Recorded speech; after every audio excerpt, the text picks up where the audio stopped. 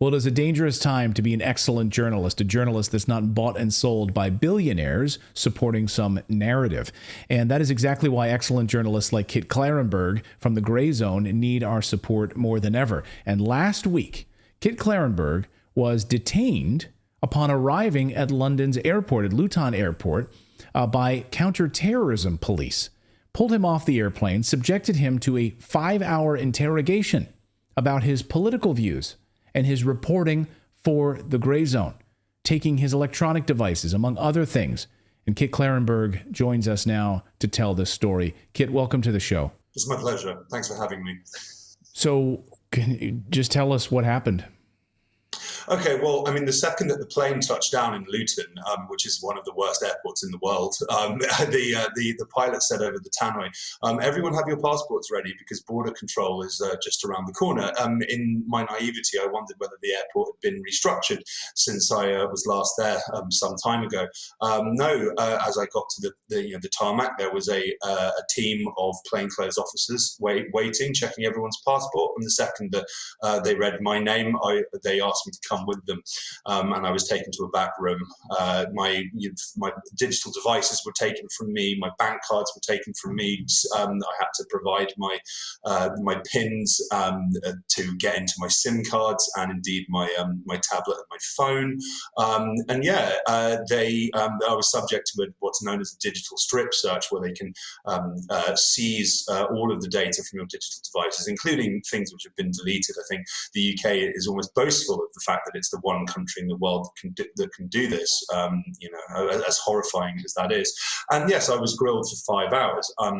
There was a lot of generalist interrogation about where I lived in Serbia, which is my adopted home country, my address there, how much my rent was, whether my energy bills were included in my rent, all sorts of really bizarrely probing questions. But then when they got into the real swing of things, when they started quizzing me about the Grayzone, I mentioned that I wrote for a number of websites, and they claimed, we'd like to talk to you more about that. But no, the entire focus was the Grayzone. They had obviously been keeping an eye on my output for the Grayzone for some time.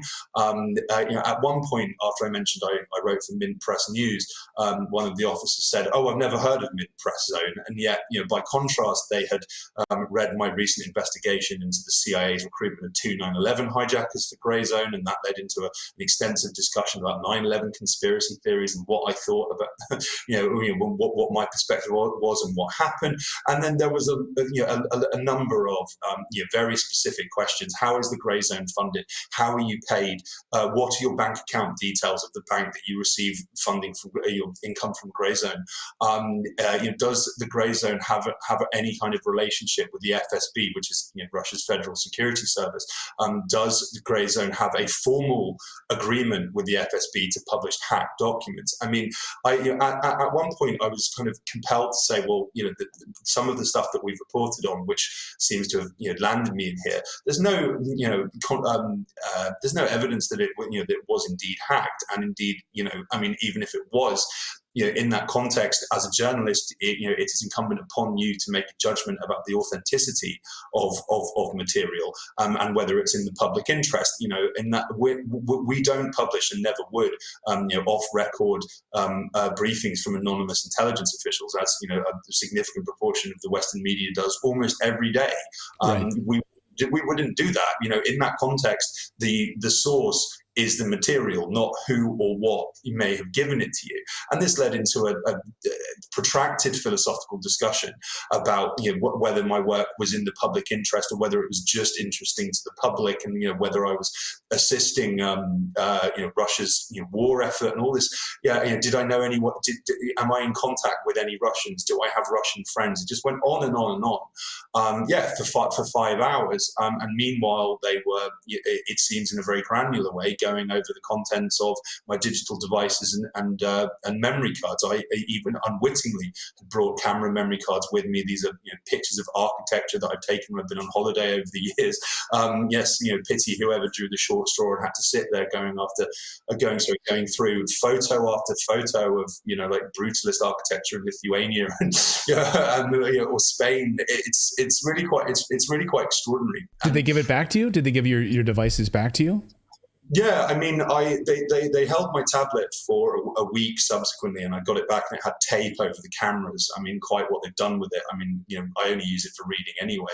They took my phone. That's probably got some kind of spying software installed in it now. Lucky I don't have anything to hide, but I mean, still, these are things which play on your mind constantly. In the wake of an experience like that, and they still have one of my memory cards. It's very old. It primarily has music on it. But yes, I mean, quite what they might find on there, is anyone's guess, really. It's really quite disturbing. And I might add that, yes, that this was explicitly done under the auspices of Schedule 3 of a 2019 Terrorism Act. It's not been used very often. It's primarily been used to target activists. But I think this might be the very first time that they've used it to go after a journalist. And there's all, in the language in the paperwork that I've supplied with is all, in the context of state threats, that as if I personally or my reporting poses a threat to the security of Britain, which is, it's really shocking. And I think that, yes, in this, bearing in mind that Britain's leading the Western contribution to the proxy war and is doing all it can to try and pressure the US to go all in, deploy boots on the ground, arm Ukraine to the teeth. In that context, Britain is effectively at war, undeniably so. And then, in that context, I mean, as happened in both world wars, official, direct censorship and the power of the state to criminalize free speech and imprison anyone possessed of, alternative viewpoints to the mainstream, or indeed who is in possession of and willing to disseminate inconvenient truths from the perspective of power, faces the very real risk of going to prison. I'm still effectively under investigation. One, as I mentioned, that memory card is being held on the basis that the investigating officers feel that it may be relevant to criminal proceedings in future. It's truly disturbing, and I'm extremely grateful for the hundreds, if not thousands, of people who have expressed solidarity with me and the Grayzone and have recognized the reality that this is an endorsement of the veracity of our reporting and also its significance. Yeah, absolutely. And I think, as the Grayzone reports, as Max Blumenthal reported in a piece on the Grayzone, because Klarenberg's reporting on Paul Mason specifically, among Klarenberg's most consequential exposés was his June 2022 report unmasking British journalist Paul Mason as a UK security state collaborator hell-bent on destroying the Grayzone and other media outlets. Did that come up in your conversations with these investigators? Not directly, but I mean, I do wonder whether the terror police, whose names I never learned, I learned their call signs. It was all very, very odd. I mean, I do wonder whether they or Britain's security and intelligence services have been, fed a large amount of completely ludicrous information or kind of conspiracy theory rubbish about me in the Grayzone by Paul Mason and people like Emma Bryant, his academic collaborator. Because some of the questions were, I mean, do you have set requirements for how much work you do and what you report on for the Grayzone? And then some of the leaked material that we report, that Max and myself reported on, there is an email in which Paul Mason said that he wanted to find out what our deliverables were to the Russian and Chinese spying agencies that obviously run us. I mean, it's completely farcical. But yes, I mean, there was some questioning which seemed to suggest that was a key consideration of theirs. I mean, that kind of rather tends to confirm our characterization of Paul Mason as a British intelligence asset. I mean, there was. I think as well that there was as I mentioned, there was an extended discussion about whether things are, whether my reporting was public interest or just simply interesting to the public. The obvious implication being that I had no right to publish this information, even if it was factually true.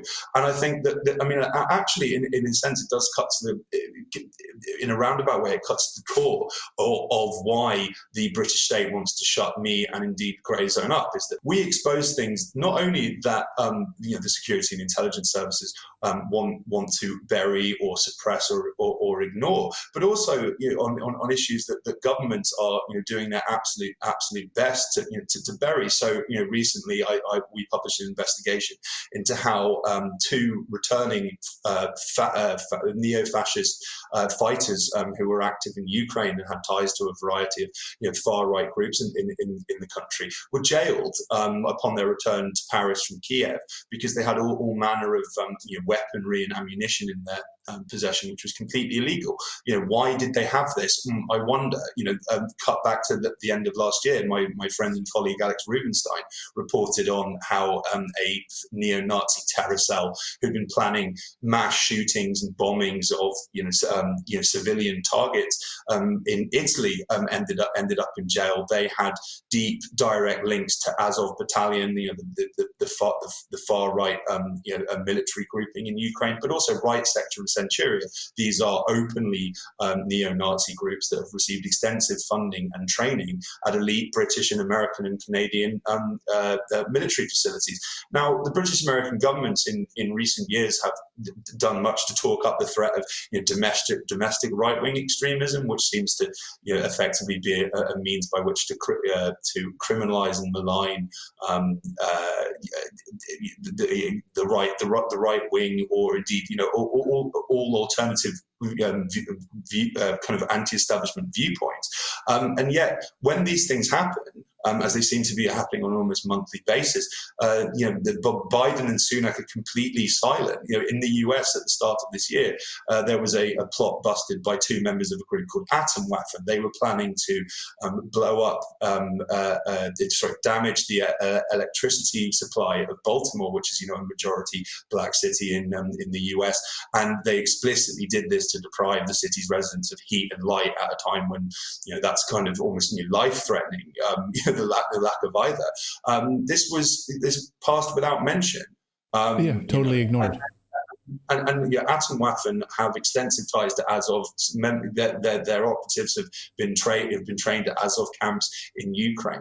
And it's like, so on the one hand, we have this kind of constant drumbeating of this extremely dangerous domestic right-wing terror threat, and yet when it actually happens, they don't want to know about it. Right. There was a recent report by Britain's British Parliament's Intelligence and Security Committee that said that lamented the fact that there is no mechanism in place to monitor, keep an eye on returning fascists from Ukraine. It's not a matter of if, it's a matter of when. And it is, the people who will suffer will be the general public. Right. And so yes, I mean that is a deeply inconvenient and grave truth, and we are almost unique in the English language media for having reported on it. Yeah, what the Grayzone does, of course, is unparalleled, and you're right about that. Because the United States government is more concerned with watching school board meetings right now and tracking the likes of people who go to school board meetings rather than going after people like this. Kit, where did they leave it with you? So this investigation is just going to continue. They're going to hold some of your memory cards. They're going to stay in contact with you and let you know what? What did they tell you after they let you go after 5 hours? Well, I mean, as I say, yes, they are retaining my property on the basis that it might be used in criminal proceedings. So, I mean, that's hanging over me. As I say, I'm still under investigation. Although I was free to leave the UK, which thank God I did. I'm so glad to be off that godforsaken island.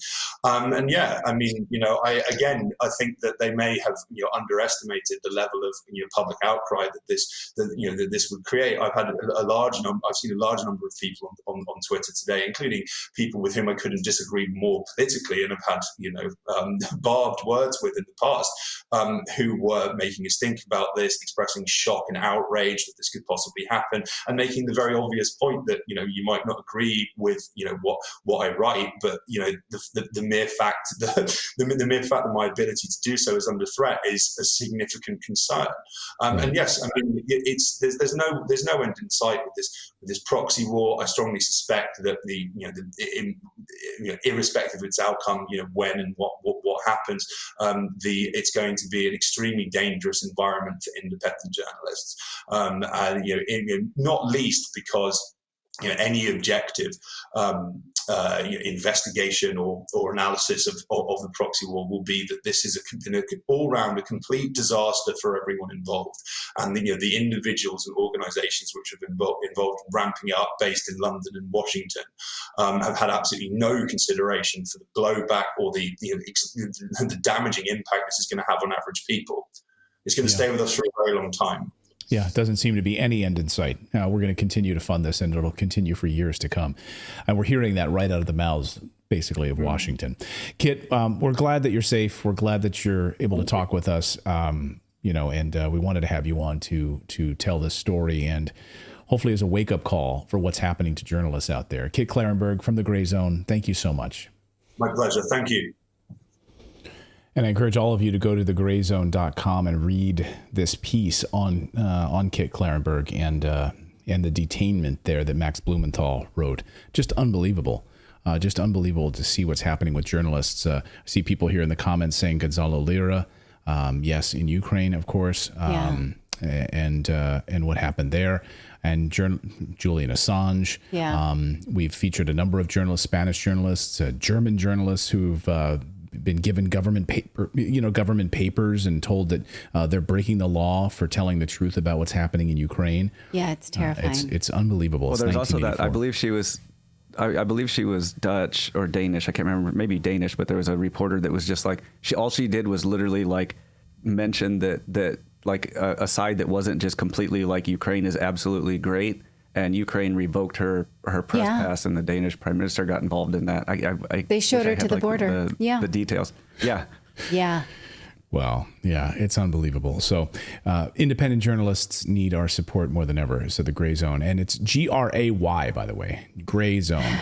People Whenever I quote them in the newsletter, I can't remember. No, I always have to fix it in the newsletter. It's GRA. It's like, the Grayzone, GRAY. Anyway, we're glad that Kit is back in Serbia and out of UK right now. So thank you so much for watching this segment here at Redacted. We are live every day at 4 p.m. Eastern time, trying to share the stories that the mainstream media will not cover. You should also come over and join our community of Redacted Rebels over at redacted.inc. That's our private local community where we can share exclusive content that we simply cannot share here on YouTube. Come over and join the rebellion together right now by going to redacted.inc. We'll see you next time.